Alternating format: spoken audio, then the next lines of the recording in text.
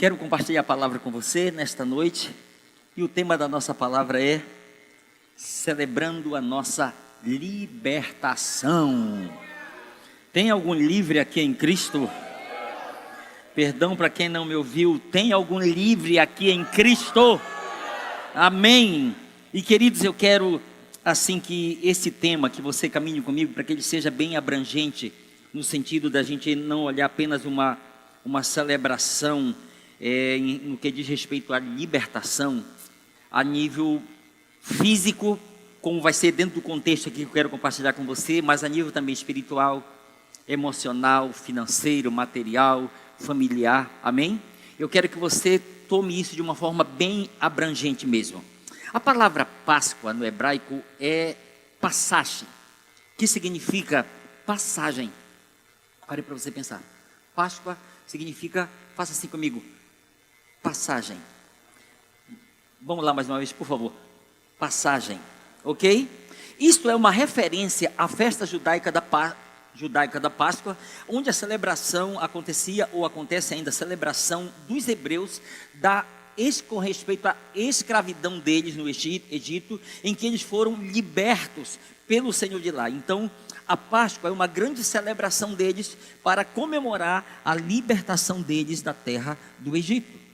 Ok, queridos, a história do povo de Israel, a saída deles, êxodo, que significa saída, a saída deles, é uma história bastante conhecida de todos nós. Então eu não vou me deter em tantos detalhes, mas no que diz respeito à questão da Páscoa em si, este episódio, baseado no capítulo 12 do livro de Êxodo, nós temos aqui uma história, e que eu quero trabalhar com você bem rápido em cima de uma tipologia. Eu quero pegar aqui alguns exemplos aqui, por exemplo, Moisés, Faraó, o Egito e a própria escravidão em si, usando como tipologia, claro, pegando sentido real, o que aconteceu de fato, mas a gente olhar uma tipologia de tudo isso que nós temos aqui contido nas Escrituras, tá ok?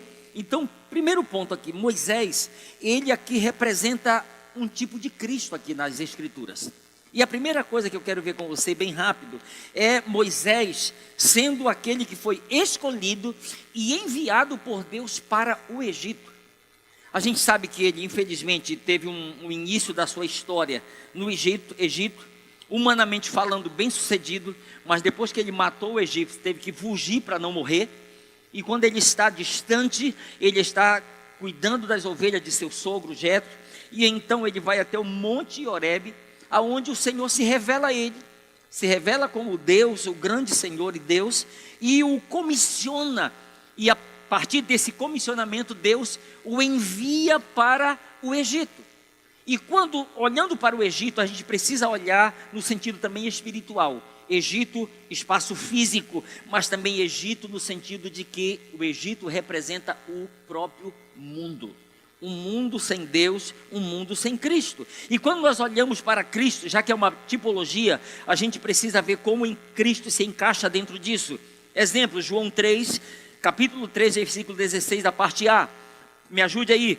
Porque Deus amou ao mundo de tal maneira que deu o seu Filho unigênito. Então, Deus escolhe Moisés e o comissiona e o envia para o Egito. Deus escolhe o seu único filho, Jesus Cristo, e o comissiona e o envia para o mundo. Faz sentido isso para você? Gálatas capítulo 4, versículo 4. Mas no momento apropriado, Deus enviou seu filho nascido de uma mulher.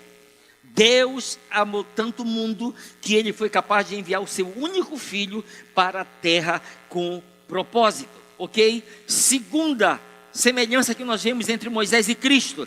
Moisés enfrentou o próprio Faraó para libertar o povo de Israel. E aqui, olhe Faraó como sendo uma representação do próprio Satanás. Aquele que estava escravizando e se opondo ao propósito de libertação de Deus para o seu povo.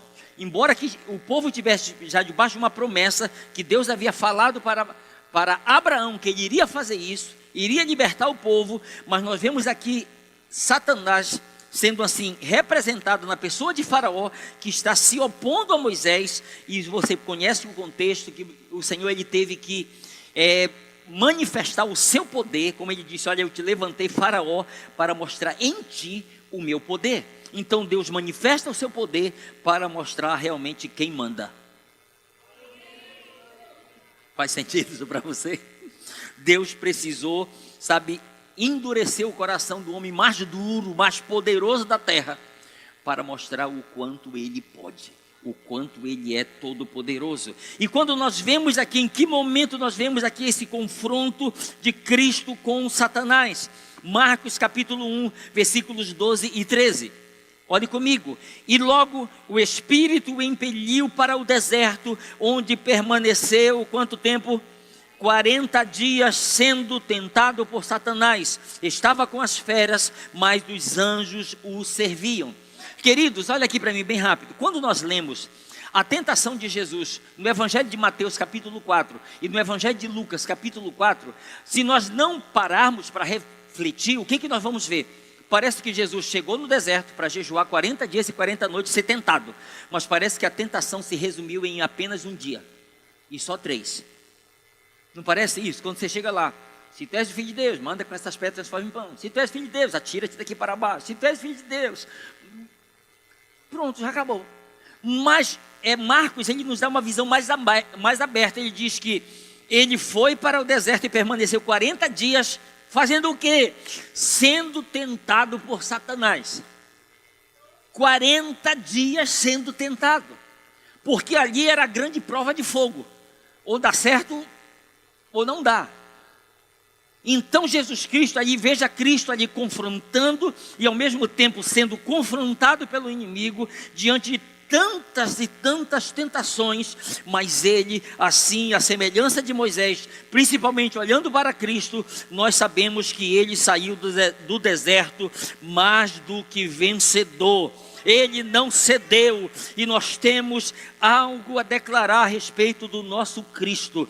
Como diz o escritor aos Hebreus, ele foi tentado em todas as coisas a nossa semelhança, mas sem pecado. Mas sem pecado. Isso é maravilhoso, isso é tremendo. E terceiro lugar, em que Moisés ele é semelhante a Cristo. Moisés ele se tornou o libertador do povo de Israel do Egito, ou seja, o libertador dos escravos. Cristo fez a mesma coisa através do seu sacrifício. Eu quero ler com você Gálatas capítulo 1, capítulo 5, versículo 1, na versão A Mensagem.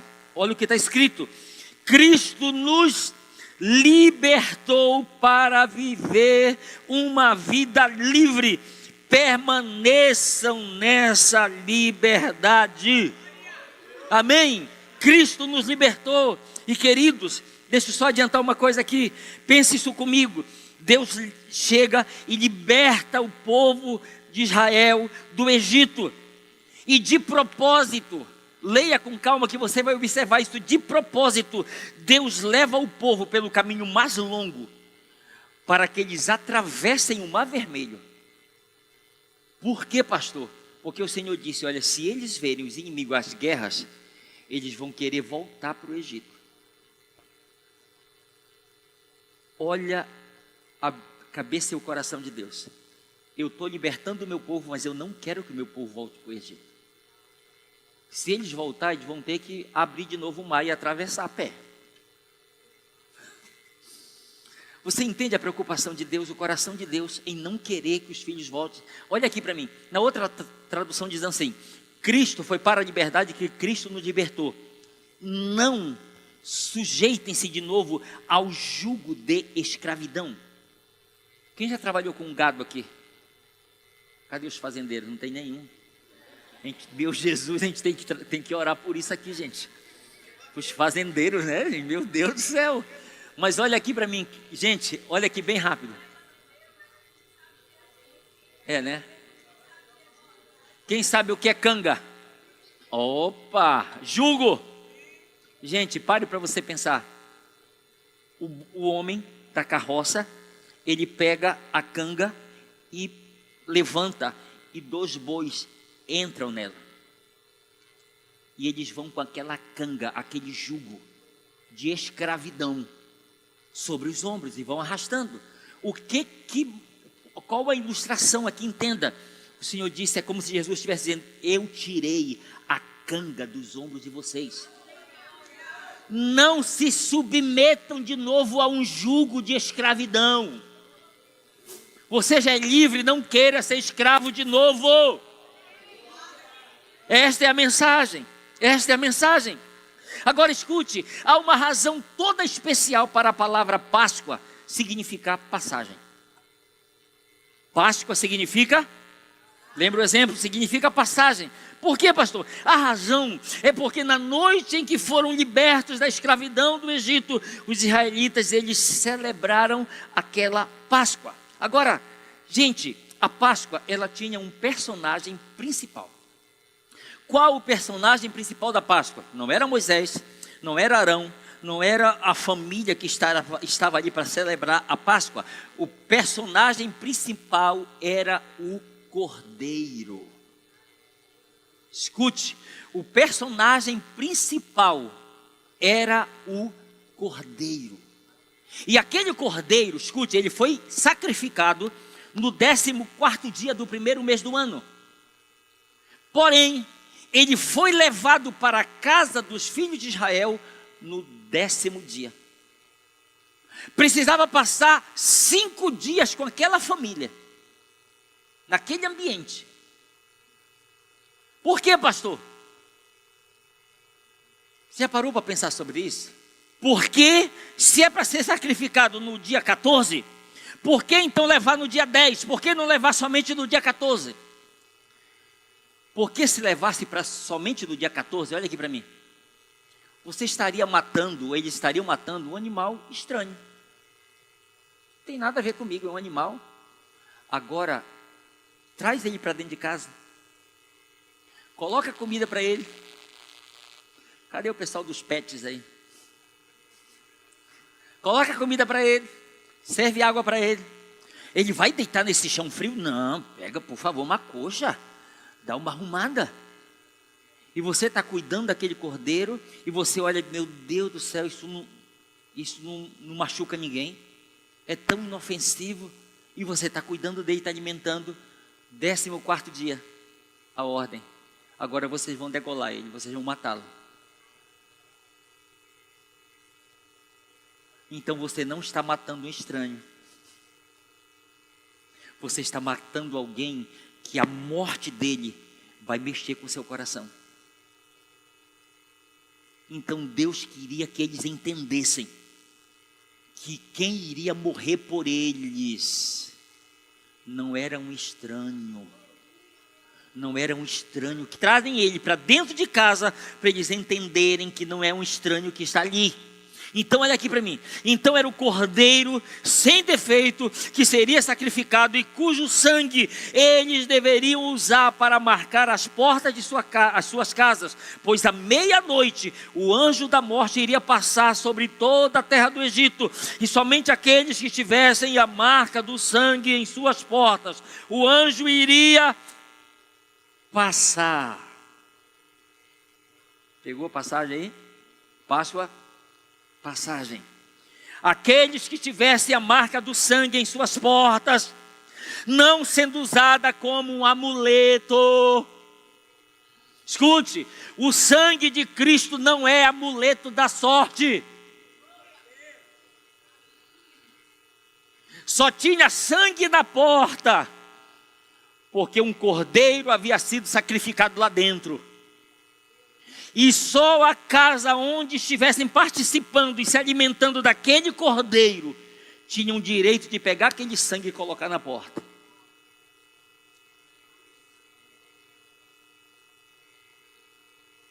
Então, posso falar? Não use o sangue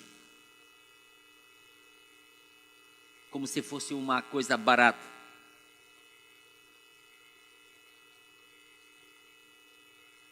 O sangue de Jesus tem poder. Mas é do cordeiro ou de... Que sangue é esse que você conseguiu aí para colocar aí na sua porta? O sangue, ele tinha sentido porque o cordeiro lá dentro da casa havia sido sacrificado. Aí faz sentido quando João diz: e o sangue de Jesus, seu Filho, nos purifica de todo pecado. Êxodo capítulo 12, versículos 3 e 6. Falai a toda a congregação de Israel, dizendo: aos 10 dias deste mês, que dia? 10, cada um tomará para si um cordeiro segundo a casa dos pais, um cordeiro para cada família, e o guardareis até ao 14º dia deste mês. Agora, olhe comigo o Êxodo capítulo 12, versículo 13, olha o que está escrito: o sangue vos será por sinal nas casas em que estiverdes. Quando eu vir o sangue, passarei por vós, e não haverá entre vós praga destruidora, quando eu ferir a terra do Egito. Êxodo capítulo 12, versículos 26 e 27. Quando vossos filhos vos perguntarem: que rito é este? Respondereis: é o sacrifício da Páscoa ao Senhor, que passou por cima das casas dos filhos de Israel no Egito, quando feriu os egípcios e livrou as nossas casas. Então o povo se inclinou e adorou. Eles sabiam que era uma mensagem que estava servindo para eles naquele momento, e que tinha sentido porque havia um livramento envolvido. Mas eles sabiam que era uma mensagem que seria transmitida para as gerações vindouras. Quando os vossos filhos vos perguntarem: que rito é este? Digam para eles: é o sacrifício da Páscoa ao Senhor. Digam, transmitam isso para eles, para que eles entendam o verdadeiro significado disso. O que as Escrituras nos declaram, queridos, a respeito disso? Elas nos revelam Cristo como o Cordeiro Pascal, ou da Páscoa que seria imolado. 1 Coríntios capítulo 5, versículo 7.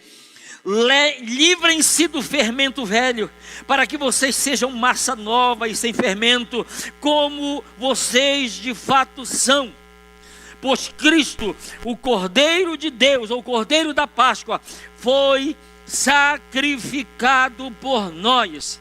Então Paulo, ele nos deixa muito claro, queridos, que o Cordeiro da Páscoa, que foi sacrificado lá no Egito, ele está nos deixando uma mensagem muito clara, que é o mesmo Cordeiro que ele agora estava pregando, o Cristo crucificado, aquele que havia de vir e tomar o lugar dos pecadores e morrer na cruz. 1 Pedro capítulo 1, versículo 19, olhe comigo. 1 Pedro 1, 19. A libertação de vocês teve um preço muito alto.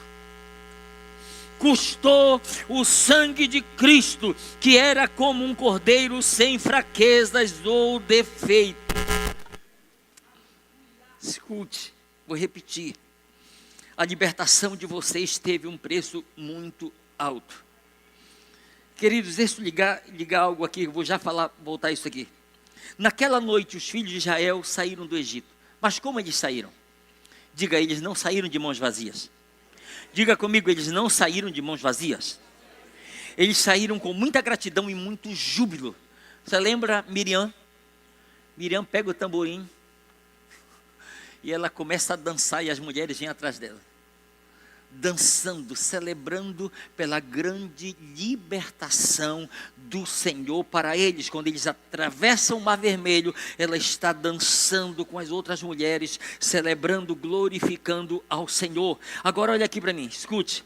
Por que tamanho júbilo? Por que tamanha gratidão? Porque eles eram escravos. No ano passado, não sei se na Páscoa você estava aqui, mas eu trouxe aqui para o altar uma bandeja com algumas ervas amargas. Quem lembra disso? Quem estava aqui? Eu trouxe. Uma irmã, no final do culto, ela chegou comigo e ela disse: pastor, eu pensei que o Senhor ia distribuir entre a igreja essas ervas amargas para que eles experimentassem. Você sabia? Porque a ideia veio depois. Sério, eu ia conseguir bastante para distribuir. Olha aqui para mim. A refeição, olha aqui. A refeição do dia 14 do primeiro mês, lá no Egito, na casa dos egípcios, tinha lá um cordeiro e ervas amargas para eles comerem também. Pastor, para quê? A Bíblia nos fala. Porque eles deveriam comer ervas amargas. Era para eles, através daquele amargor, nunca esquecerem quão amarga foi a escravidão deles no Egito. Para eles nunca mais desejarem voltar para lá. Mas mesmo assim, o populacho, aquele misto de gente que foi do Egito com eles, no deserto estão lá. Ah, nós nos lembramos da cebola, do alho, do pepino, do peixe do Egito.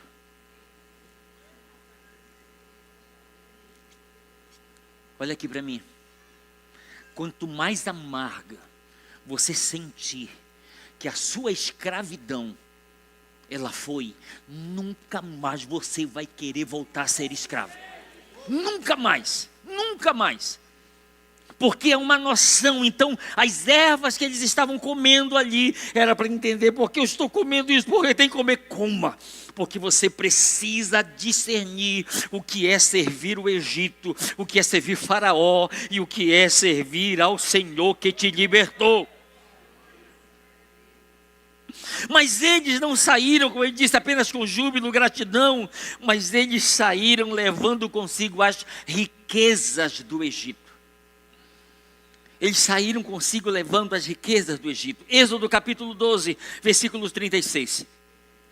E o Senhor fez que seu povo encontrasse favor da parte dos egípcios, de maneira que estes lhe davam o que pediam. Diga assim comigo, o que pediam. E agora, depois do ponto, leiam todos comigo. 1, 2, 3, já. E despojaram os egípcios. Deixa eu ler em 3 traduções novas aqui.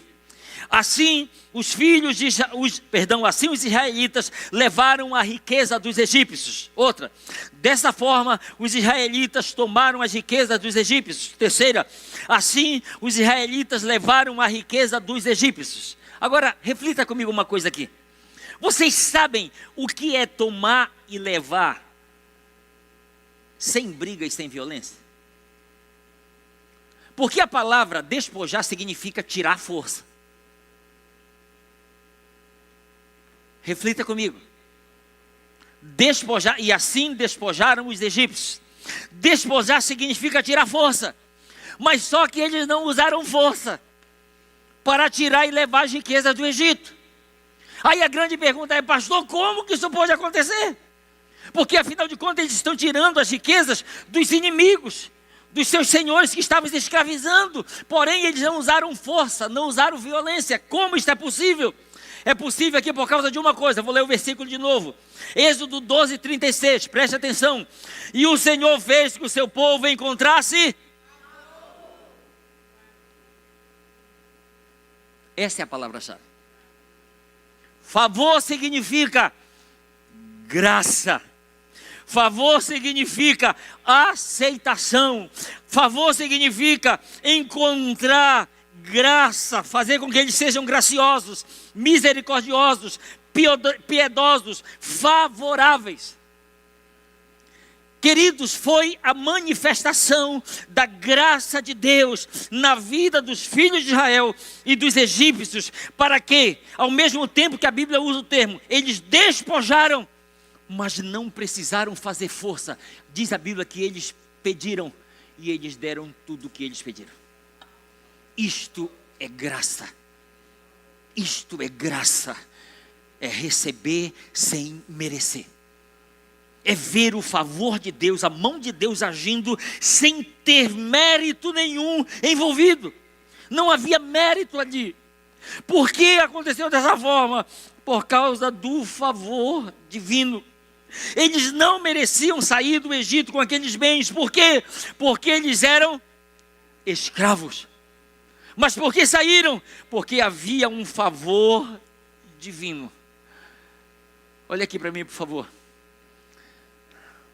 Enquanto você estiver atribuindo a você aquilo que você tem alcançado, você não está desfrutando do favor divino.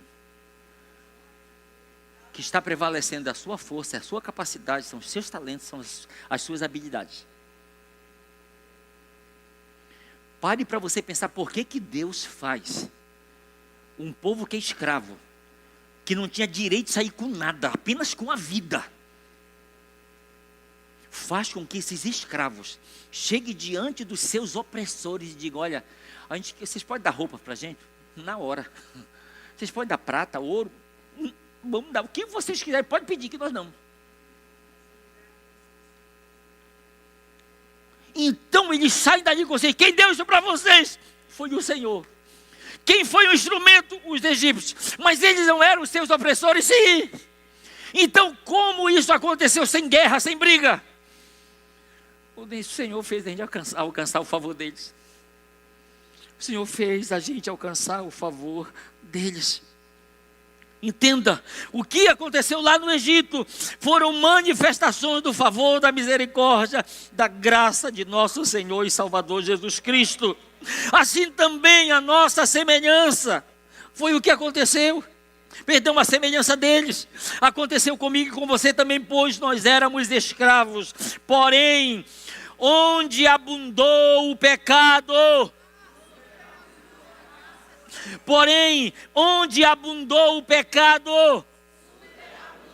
aleluia, a graça foi mais abundante. Colossenses capítulo 1, versículos 13 e 14. Ele nos libertou, me ajude aí por favor. Ele nos libertou e nos transportou para o reino do Filho do seu amor, em quem nós temos... Aleluia, aleluia, nele nós temos a redenção, a remissão dos nossos pecados. Aleluia. Preste atenção nessa frase que Spurgeon disse. Spurgeon disse assim: a morte de Cristo foi o pagamento, a ressurreição foi o recibo. A morte de Cristo foi o pagamento, a ressurreição foi o recibo. Me mostra, Jesus. Aqui, ó. Eu tenho as marcas. O recibo está comigo. O recibo de compra. Eles foram comprados. Eles foram comprados. Eles foram comprados. Fique de pé, por favor. Eles foram comprados. Agostinho de Hipona disse... Olha o que Agostinho de Hipona disse. Cristo poderia ter descido da cruz, mas preferiu levantar-se do túmulo. Aleluia, aleluia. Você lembra o ladrão à esquerda? Se tu és o Filho de Deus, desce da cruz, salva-te a ti mesmo e a nós. Imagina Jesus dizendo: eu não vim para isso. Eu não desisto no meio do caminho. Cristo poderia ter descido da cruz, mas preferiu levantar-se do túmulo.